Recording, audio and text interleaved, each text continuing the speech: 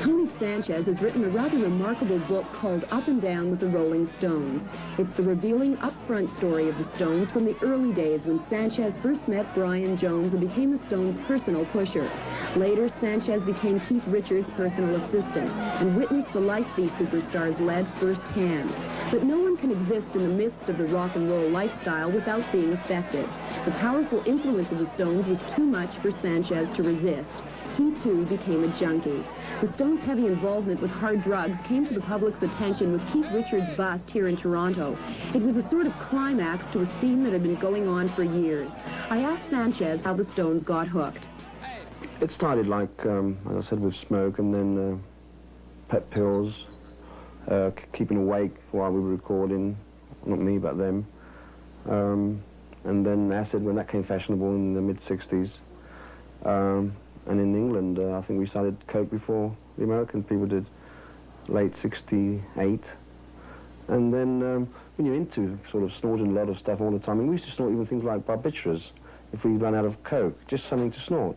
And when somebody turned up with some heroin or smack, we turned it down for quite a while. We said no, but one day you got to do something, so we just took it.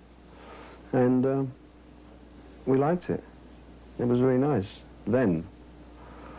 Of course, a few years later, we realized that we were hooked. It takes sort of quite a long time before you realize, or you admit to yourself that you're hooked. And with people like Keith having all the money that he does, as long as you've got the money, you can buy it. What happened to me was that I ran out of money. And it wasn't as easy for me as it is for Keith to just carry on buying. And even for him, sometimes it's a bit difficult. You thought of yourselves as sophisticated junkies. Yeah, well, you know, even after 6 years, we were addicts, but we thought ourselves differently. We didn't think ourselves as street junkies. We thought, oh, you know, we're a different class. We don't hit the roads and ask dealers. You know, it's all taken care of. You know, it's brought to our house, and you carry it in gold boxes and gold snorters. And so when everybody said to me, "Are you a junkie?" I said, "No, not me," and them. You know, I mean. Even then, you sort of make excuses. You say, "I've got the flu today. I don't feel well because I've got a cold." But it's when you run out of it, and 2 days later you still haven't got any, and you can't get out of bed. You ring somebody up and say, "Hey, what's wrong with me?" And they tell you, you know, you're a hook boy. What finally happened with you and the Stones? Why the breakup? Well, I was in a spot. I needed money just to keep my habit going, which was a $300 or $400 a day habit.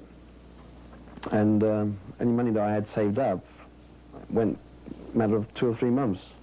And when I asked for help, and I could only turn to somebody that I knew, or I thought could help me, was someone like Keith, you know, I'm going to ask him for an advance. He turned me down. And I couldn't believe it, so I started selling off all my possessions, my clothes, everything. And at the end, I just had nobody to turn to, and I went away to a clinic. And when I was halfway clean, I realized it was the best thing to do, just to keep away from them. And I've kept away. This is the free concert for the blind that the Stones put on in Oshawa. It was Richards' penalty for possession of heroin. Many said Richards got off easy. Part of the reason the court was so lenient was that prior to his hearing, Richards had been through a withdrawal program at a New York clinic. In his book, Sanchez recounts the first time the Stones got busted. It happened at Keith's country mansion, Redlands, shortly after the Stones and their entourage, which included Marianne Faithfull, had taken off for their first acid trip. Mick and Keith had to spend the night in jail. What was their reaction? Well, Keith, he loved it, you know. We didn't love it, but when he came out, he told me that he got in there and all the convicts there, but they were all in remand. They're not sort of real criminals. They're just people that go in there like they did for a night or two. They started rattling their doors, and earlier on they'd been playing a Stones record on the radio. And they were all cheering him, you know, as a rebel, and he sort of dug it. Mick, they took him to another place called the Scrubs, we call it the Scrubs. And he sort of cried a little bit, you know. He couldn't have taken it. What kind of woman do you think was attracted to the Stones? What kind of mentality did it take? Women like Anita Pallenberg, for example, it seems like she just sort of played switchies for a while. Started off with Brian Jones. Then with Keith, and then back to Brian. and maybe with Mick. I think she had a bit of a power over anybody she went with. And when she sort of left Brian, although sometimes I say that Keith took her away, it was a bit of both. She left him because Brian wasn't capable of doing anything no more. And Keith was the next guy up the ladder. And she picked him. And that's probably the end of Brian, you know. He couldn't take it, just going back to the studios whenever they were recording and seeing them together, sort of giggling at him, you know. By then he couldn't even play anything, couldn't play a note. What finally happened? Does anybody know the real story behind Brian Jones' death? Nobody ever know the story. I've got my views on it. Even then, it's... And the boys, we all thought that when Brian died, it was it just wasn't possible, you know. He had like a 24-hour-a-day staff with him all the time, from doctor's orders, you know, that he couldn't be left alone. And he was on Valium and tranquilizers. He was off drugs, but he had legit drugs from the doctors, which was as bad, really. And he was drinking a lot. And somebody left him for literally a couple of minutes. When they came back, he was in the pool drowned, which, you know, it's like impossible to believe.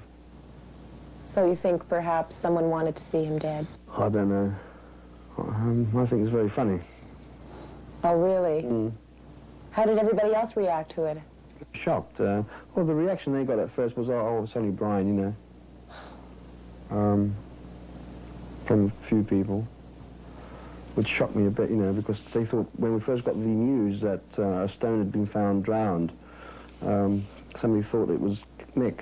And if Mick had been the one, then the Stones would have probably been finished, because who could they replace, you know? They couldn't replace Mick Jagger. Brian Jones couldn't play anyway then. He wasn't in the band no more, so he could be replaced.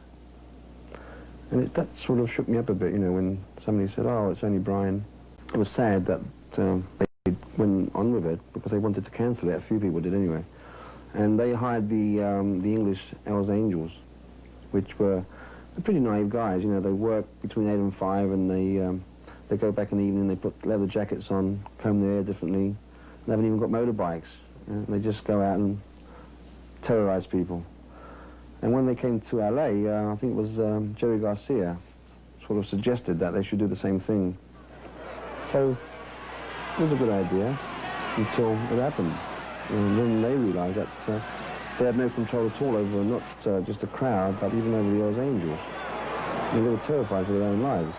It's probably the first time that Mick's ever been afraid on stage, although a lot of times people said they were going to kill him while he was on stage or assassinate him.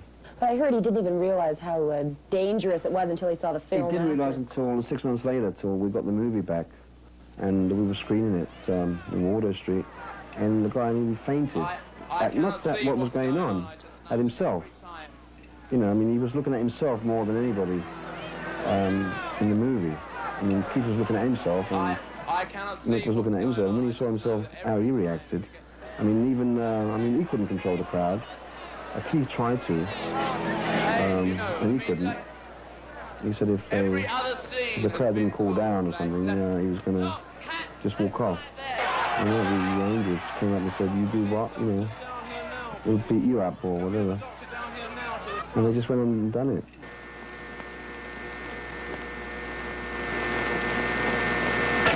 Keith asked you to kill somebody for him once, didn't Well, sort of, yeah.